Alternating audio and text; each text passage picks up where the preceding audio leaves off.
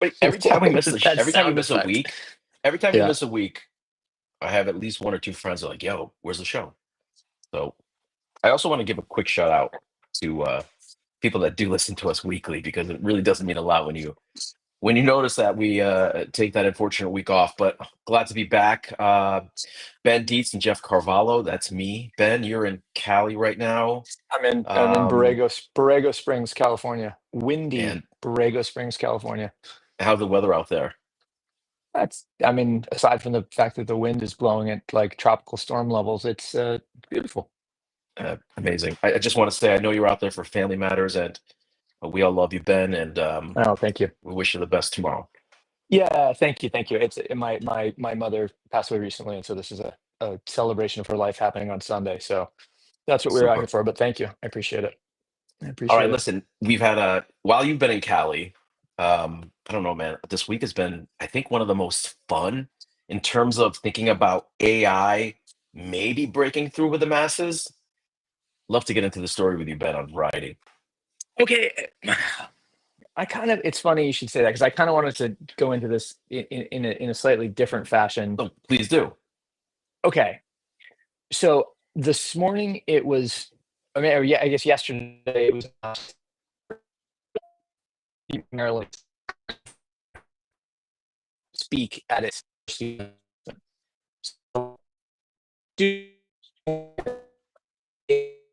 professional world are going to be sent off on their way by the benediction of a frog that is not only, I mean, A, not a real person, B, basically a cartoon, and C, a piece of embodied IP owned by Paramount, maybe, or Disney. I don't Is it really know, is but it Disney? Let me look it up.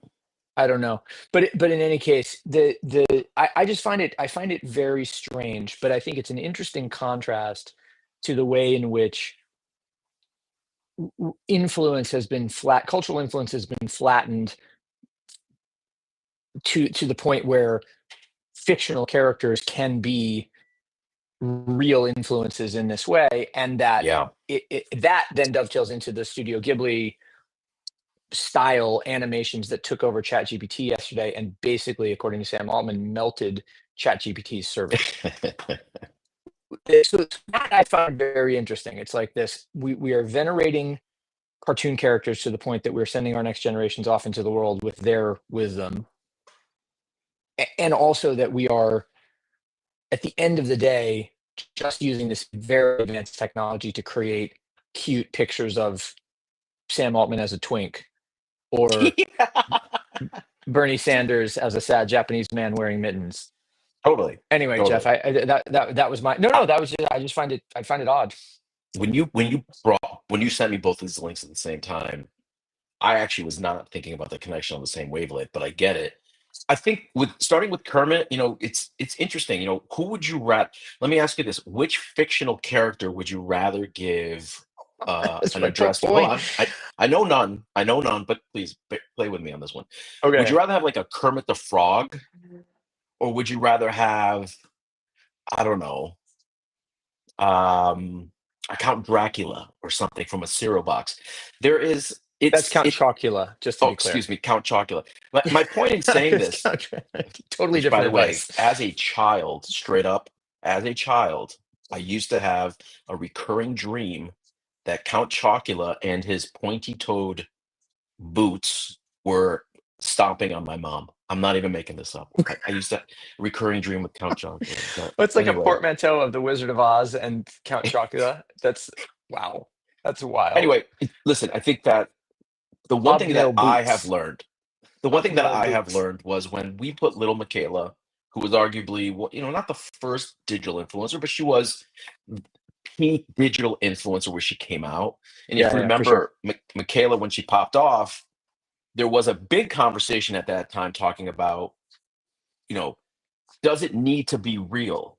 Like, does the messenger that's wrapping Yeah. up the message have to be real? And what you found, at least with Michaela, was that within the comments, people didn't necessarily care that she was not real or real in terms of, quite frankly, the younger generation. So we're talking Sure. about Yeah, Gen yeah. Z at that time, Yeah, right? yeah.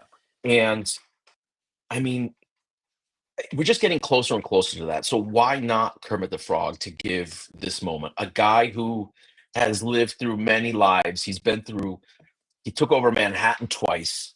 Like there's, on a I mean, serious, don't get me wrong. We watch him as Bob Cratchit in A Christmas Carol every also year great. religiously. That's But I but do I think, guess go for it. Yeah. I just want to say this. I do think that I'm more curious as to who's going to write the message behind it, right? Is it Mm. going to come off as the Kermit that we have seen? I mean, Kermit the Frog has shown up in interviews publicly, but like, what Kermit are we going to get from it? Now, with that said, I firmly believe there's essentially no other character that you could bring on stage to give such a keynote. I don't know what other. I can't think of anything. My mind, by the way, is Uh, immediately uh, going to Triumph, the Insult Comic Dog, and w- Schmeigel, and what Schmeigel would do with this thing. Oh my well, god, I would love that. that to me is the issue with it. Like we've gotten to the point now where I'm presuming here, but like clearly you're not going to get red pilled Kermit up there, right? Like new Kermit now with Trump is not happening. Um, by the same token, you're not going to get a like a left pill, like Kermit now with Bernie Sanders isn't going to happen either. And so the thing to me is, it's like, okay, what we're doing is we are using this avatar to signal the fact that polarity has gotten so extreme that we can't have anybody who could potentially be construed to one side or the left. So we have to just take this really That's fantastic, anodyne Ben. figure in the middle. Wow. And that's really dangerous because that means like we are regressing to the mean on everything, including this very important send-off moment for the next generation of Great business point, Ben. leaders, et cetera, et cetera. So that's one thing that worries me about it. The other thing that uh, I just find odd as like a, let's call it, student of brand management, is that the Maryland mascot is the terrapin. It's a turtle. Turtles eat frogs. Like, why would the frog put himself there like that? Yeah, That's and maybe just, the I mean, frog will come. clear. Maybe he'll come with a It's security. it's a total sellout move on the part of the Frog Corporation, whomever it is. By the way, this reminds me. The other thing that it reminded me of when I read this was because in the New York Times article it talks all about like this uplifting message Kermit's going to give, and the president of the university is like, "There's no better person to give us an uplifting message than Kermit." I'm just like, it's total brain rot, infecting the highest levels of our, you know, ideological development machine. But it made me think of a photo that I saw recently on Hamburger Eyes, of a movie where Hamburger eyes. Ray Poetz had he took a picture of a two frogmen on the screen, and in sort of Gen Z fashion, captions on the screen said, "Both speaking frog." And I love the photo, and I almost bought a print of it. But then I was like, Marcella will absolutely never let me put this picture up anywhere. So So much of I'm, that art. I, but it's anyway, those prints, which are on Hamburger Eyes, which is the next topic. So Hamburger Eyes, long-standing black and white based photography magazine out of San Francisco, started by Dave and Ray Poetz brothers, and then has incubated hundreds of young photographers, and some of whom have become big names, some of whom have remained relatively anonymous. But they're doing a print sale right now to raise money for the next issue, and they're selling Oh, cool. like essentially cheap prints for $30 a piece. Now, I don't know why they're doing that, because I think $30 is way too cheap for art objects, but I love the fact that they're getting in there to, make an offer, and there's a bunch of cool photos, and so, I bought a few. I didn't buy the two both speaking frog one, but somebody else did, so all good. I love it. I was introduced to Hamburger Eyes, I think, during the MoMA book fair some time ago when I Oh yeah, moved. sure, Um, sure. Fantastic. I want to go back to this Amazing. Kermit thing Which for. should be coming. That should be coming up in like April. We should mark our calendars for that. Yeah, which by the way, I I have to think go. that's in I've April. missed 3 years in a row. And I've been told LA's interesting. Just on a quick aside, I feel like I have things that I could sell at the book fair. not just zines that I'm working on, but just like the amount of shit Jeff, ephemeral wise. but I wrote about this in the newsletter yesterday, but Chris Corrado showed me his copy of the A New York Thing backdoor book Yes, I on saw that. Super Tuesday, cool. which was just like, whoa, I'd completely forgotten about it, but it's just, that thing is so amazing. And I know your archive is just full of things like that, where if you brought them to market at a MoMA book fair or whatever, people would light up. They'd light right up, Jeff. I know they would. Just to talk about Kermit for one quick second, because it's super Okay. important. And then I want to go back to the book fair. Okay. And you're nailing something that I'd love to talk about for a quick second. I think you're absolutely right. Like we're making this like almost like sterile version. Like you're almost looking for a sterile version of someone to have a conversation with you. And I wonder if part of that, and I wonder if you have this as well, I wonder if a part of that is literally just fatigue. You know, I can't even listen to the Daily anymore because they can't not do an episode about a Oh Trump yeah, yeah. a Trump fiasco or not. And Well, I yeah, yes, and it has also become, it's down to like DNA at this point. Like the minute you hear those voices and just their intonation, you know that it's going to be about it's going to be bad or some good, right? left complaining about the right situation, and it's not helpful because you just immediately like, oh, I can't listen to this anymore and turn it Exhaustion, off. dude. You Even though know, the stuff that they're talking about is really important, they just like the medium becomes the message to shout out to well, our boy McLuhan. listen. I'm interested to see what Kermit says. It'll be something, and I'd love for us to talk about it again next week. But on Okay. that Well, note, but I on don't that think note, we got to wait for them to graduate and then we'll know what he says. That'll be in oh like shit, that mid-May. is it won't be next week. You're right. It'll be closer to April or May. Mid-May. But on that note of, real versus not real, let's talk about what ChatGPT released this week with their new engine. I know you've got a lot to say about it. Before we talk about it, I want to put this into the ether. Are they being incredibly marketing and strategic in specifically showing us how we can turn ourselves into these animations, into a variety of different things? And because I actually watched, and to step back, ChatGPT launched a pretty epic update to their image generator AI. I don't Right. think it's actually connected to DALL-E, but it's able to kick out some pretty good imagery based on very little prompts. That was something that I always loved about Midjourney, which is, in my opinion, Right. probably the leader in AI generation. Um, but to market it in such a way that we look at it to be used to build memes, I think is pretty genius. I think they need to figure out ways to connect, the technology to everyday uses, and this one's an easy one. Right. Well, yes, agree. I guess I get a little concerned about that because it caters to our basest nature, which is just like, how do you make a lulz moment out of Totally. this Which is thing? what we've become in some way. Not you and I.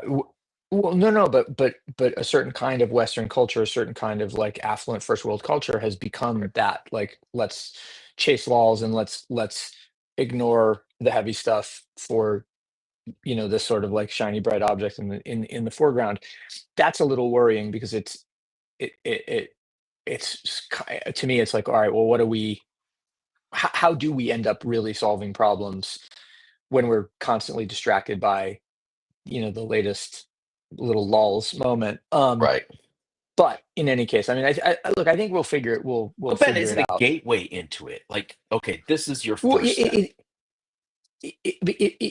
yeah, but that's kind of my point. It's like when everything is profoundly unserious, then serious things can't be addressed Sure. because there's no language to address them. Sure. On the That's other side of that's where this I worry. too, it, on the other side of it, beyond what we're not seeing, there is some sort of conformity in this. Like, it's amazing how quick we all want to have that. In the Yep. case of the variety story, the studio Ghibli takes, of course. And it's Yeah. so interesting how like we all having fun with it and we all want to share it as well. And to me, I- that uniformity in the way we responded to it kind of, I don't know, it dissuades me a little bit From what? from again to the point you're making, like taking things seriously in some way. Like I Yeah. know Yeah. Yeah. we can have I fun with guess. it, we can show it, but come on, let's do something even more interesting. The tool is there. Um, and again, we all Yeah. want to be part of, Spirited Away, I guess, in some very Yeah. I soft guess and so. calming. It's funny you should say that because my immediate response to your saying it dissuades you from taking things seriously is like, right, the propaganda is working, and then that turns on this emotion of like, well, where does the propaganda come from? Who controls the propaganda? So on and so forth. It takes me to this point where it's like, okay, well, especially with Trump having cut the funding for Voice of America and a lot of the kind of um, pro-American national broadcasts and media generation that has been happening for the past 70 years or more around the world. We're going, okay, we're going to cut back on the government doing that with an intention and with a message, and we're going to just let the corpse have it. And if that means that Studio Ghibli becomes the sort of de facto voice of America going forward, which is a sort of a bizarre construct in and of itself. But then okay, cool, like let it happen. That creates a really potentially worrisome dynamic because it means that the decision making about all of this messaging gets left in the hands of a few small people. If I'm hearing you Not a correct, Ben, revelation, right? This is the right, same critique as Musk in the White House, but it's another example of it. right. If I'm reading you correctly, you know, the the comical use of technology is sort of taking us away from bigger picture problems that we have. Well, it's a way to abdicate our responsibility for leadership and guidance Oh my by God. going like, "Oh, you guys figured out, and here's a cute way to do it." Yeah, it sounds like you're really concerned out there, Ben. And by the I'm way, not. I I mean, love it. well, no, I struggle because I walk both sides of the line on this. It's like my job in many respects is to think about how do we hack these dynamics to create stories that cut through, right? And so I'm Totally. constantly thinking about that. And on the other hand, I'm constantly thinking about like, okay, well, if in 2 years when Campbell graduates from college, Animal from the Muppet Show is his commencement speaker, and he's just going, "Ah," That'd be it's like, sick. it, With a see, script. the animal doesn't use words. There would be no script, and yet it would be sick, right? The internet would go nuts. It would be. There's a logic to it. Even I That have to admit is. it'd be fun, but you're right. Like the purpose is we we are listen, you what I love about talking to you, Ben, more than anything is first of all, you're just more well read than anybody I know. But second, you're in New York, right? So your perspective of this is so different than what I'm Mhm, seeing in mhm, Miami. In mhm, fact, if I mhm. can add, politically, I feel very progressive. Even though I'd probably get killed by most progressives for driving a Model Y, which I think is it's put me in this weird place. But the what's interesting to me is that the people around the school, not so much the creatives that come to Breakfast Club, but Mm, people in general, they almost assume that you sitting in front of them has the same exact view as them. I think that to me is really interesting here, where they just assume because your kids go to a specific school or you run in specific circles that right. you There's a you you know you agree to everything, and I that has been an interesting line for me to kind of run when I'm like, you know, right, right. you know. Interesting. So I know for sure from being down here that there are people that absolutely just don't care what's happening outside of Florida. Like that's what they're doing, and that's dangerous too. And by the way, I'm not. Oh yeah. There's plenty of Democrats in Florida. Maybe not. I mean, we need a few more, but there's definitely people that are thinking about things, but I just feel like things just get shut down a lot quicker these days, right? Oh yeah, So if 100%. if OpenAI came out and said, "Hey, look, we just made an amazing generator here. We can generate any images," and I don't know, like people can. And by the way, one thing I noticed about the image generator is that it Mm, does not allow me to prompt it with any proper brand names or words. So, as an example, sure. trying to make a, I tried to make a cover. I have it right here in front of me. I wrote, "Make me a dog looking at the sky with the word dog in serif above it." It worked. The first time I did it, I asked it to give me the Time magazine font, and it was like, "Yeah, we can't do that." So that actually bothers me a little bit from the technology because I'm like, what the fuck? I'm using I guess a non-commercial license, so give me some shit to use, you know? Um, Yeah, well, but I mean, that actually brings up, and I'm just pulling up the variety thing because I actually don't know what the deal is, but well, I'm just trying to figure out, did OpenAI make a deal with Studio Ghibli to use its that's a great question. animation? Let me ask. Because, I mean, it talks about how Miyazaki has who is the co-founder of Studio Ghibli, has expressed strong disapproval of AI generated That's right. animation. And so it doesn't seem like Studio Ghibli would have I think the made a quote was deal even to do harsher this. than that. But by the same token, like but this also it's a obviously like a massive brand Right. builder for Studio Ghibli as a, in terms of Yeah, as but the having a Japanese signature don't ever style, in see it terms of that being. way, you know? Well, that's why I'm asking the question. It's just so. So they are not. There is no formal agreement. And the quote that you're talking about from Miyazaki, I'll read it here. It says, quote, "I am utterly disgusted. I would never wish to incorporate this technology into my work at all." He Yeah, further said, "I strongly feel that this is an insult to life itself." In the most sweeping of terms, people memeing themselves after his work is an insult, you know? yeah. But I Oh, agree with him. 100%. Well, and but that's it. It's like what what the GPT ought to return when you say, "Do Bernie Sanders sitting on a bench in the cold wearing mittens." It ought to return, "Sorry, I can't replicate Bernie Sanders, and sorry, I can't replicate Studio Ghibli style. Um, but What? here's another picture of an old guy." Well, no, I'm saying it should, but it doesn't, because they haven't worked out the rights to use Studio Ghibli's trademark style. Now, the problem is Studio Ghibli style is style. It's not necessarily trademarkable. It's recognizable, but not necessarily trademarkable. I don't know. I just find the whole thing very, it's fascinating, but it's I also, just I just I you know, just I just worrying. prompted it similar to yours, and I asked it, "Show me a photo of Bernie Sanders." I'm not even asking it to generate, but it assumed I wanted a generation. And it did tell me I can't display or generate real photos of public figures. However, you can find official images of him on reputable news sites or his official US Senate page. Dude, that's a fantastic. That's actually a really fantastic little, like, It self is. own. You can find them on reputable sites, I mean, not like the one you're on right now. how cool is that? How cool is it? That's It's almost telling me to like check your head. Make sure make sure there's no Oh fake God. photo of him I sitting at mean, the inauguration. look, yeah, but I mean, think about where that leads us to. It's like, do your own research. Okay, Right. RFK in the White House. Thanks, guys. Well done. That one's a bonkers, but I don't want to talk about that. But back to Bernie, by the way. When Bernie was photoed sitting in that chair during, I think it Biden's? It was Biden's Biden's inauguration. inauguration, yeah.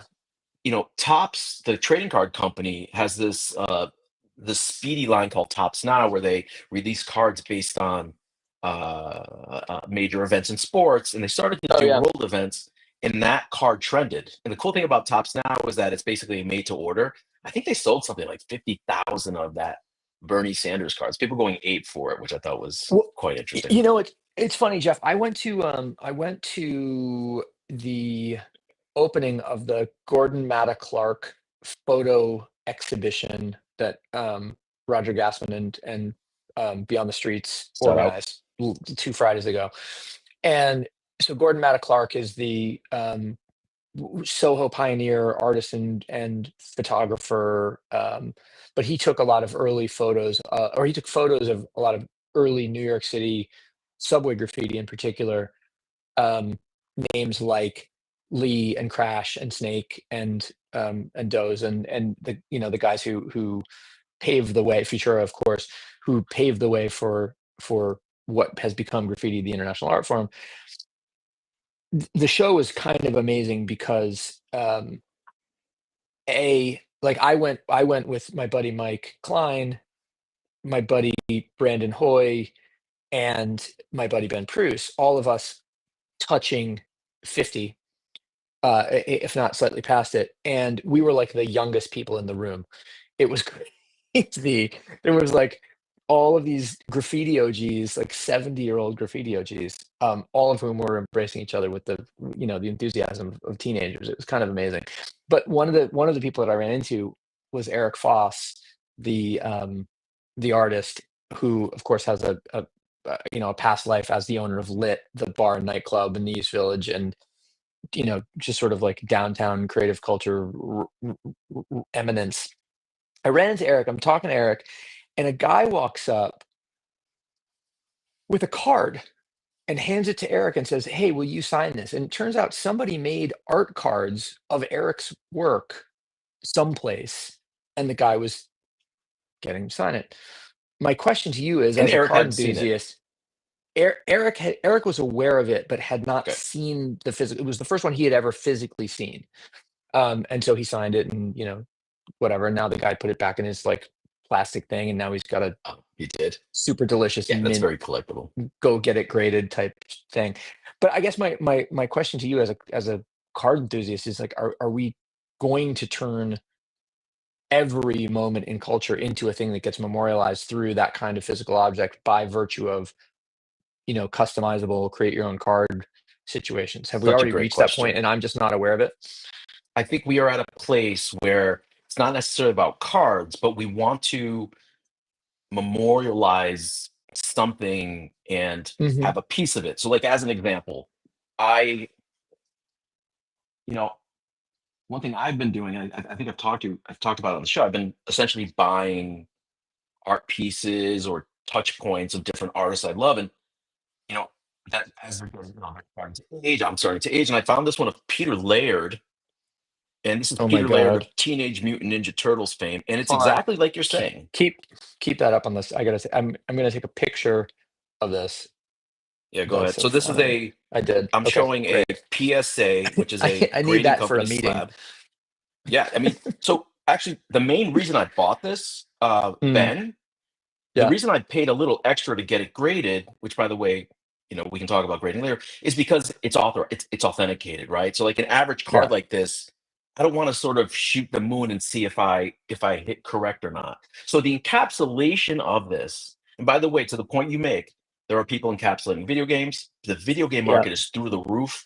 The VHS market's through the roof, and now iPod. So yes, eventually everything gets immortalized. Greg Mishka, I always call him Greg Mishka, but Greg Rivera, from Greg's Fun Shop From in the auction Ed I showed Mishka, you, Mishka back in the day. Yeah, yeah, for sure from Mishka back in the day, and I think still with Mishka, if I'm not mistaken.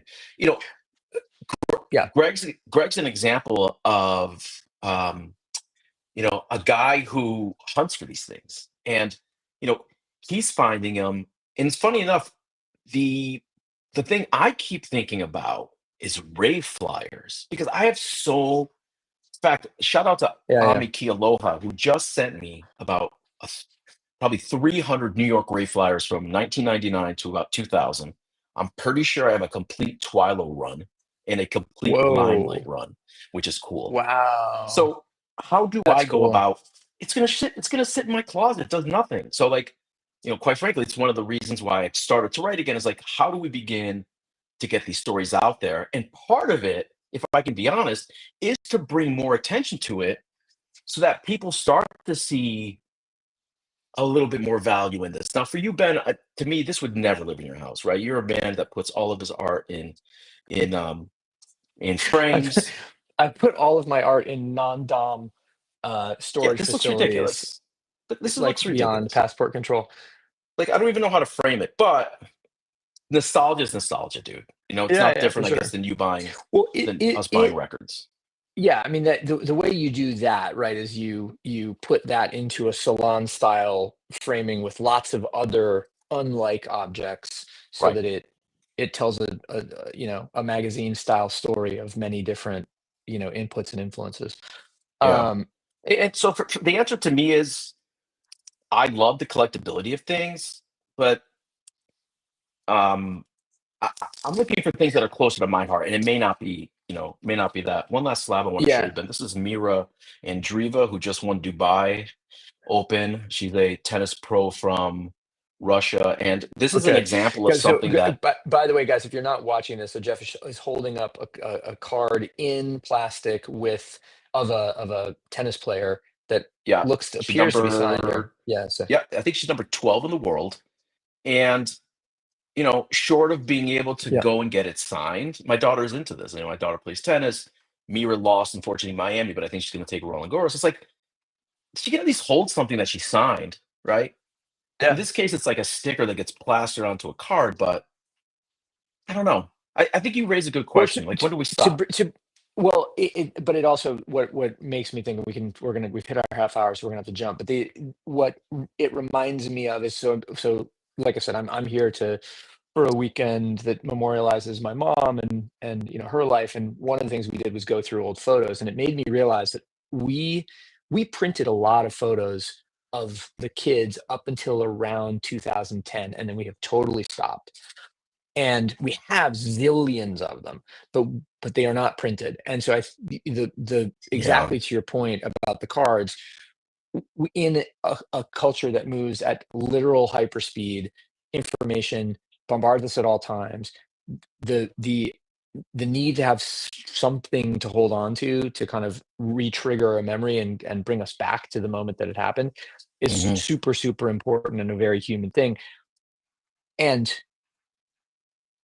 in the absence of the photographs of your or the books of your or whatever the case is, we default to whatever the But nearest object is. And if that nearest object is a baseball card or a little signed napkin or whatever it is, then great, that's going to be the thing. or your phone, Ben, and I think you make a great point. 2000, like something happened where we're not physical anymore.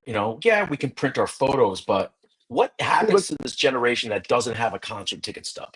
How are you going yeah. to remember that show you went to today? It's on your By the Instagram feed, way, I guess. well, speaking of, I found in that pile of photos, a I found a ticket to Madonna at the Roseland in 1999, a show that I do not remember going to. Sick. Madonna's hot so, collectability. Hot so, collectability. so I was just like, okay, cool. There we go. Ben, you can Got it. take that ticket, send it to PSA, and they will slab it just like this. And they'll give it a nice little grade and confirm that it's a real ticket.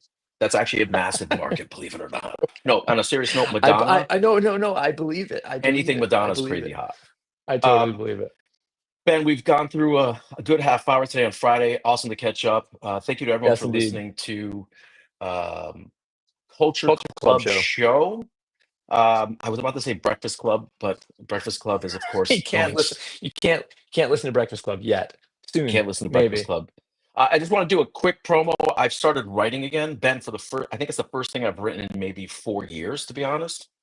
Yeah, Um, selectism.substack.com. I would love a follow, a lot more to talk about on that and in the future. But yeah. um, I've always loved that brand, Jeff. I'm so glad to see it I back. do too. I do too. And the good thing is that we're essentially able to get that brand. And let's see what we're Love gonna do. it. It'll be fun. I actually would love to hear a long form from you on some mundane things as well, but we'll talk about that later. Okay.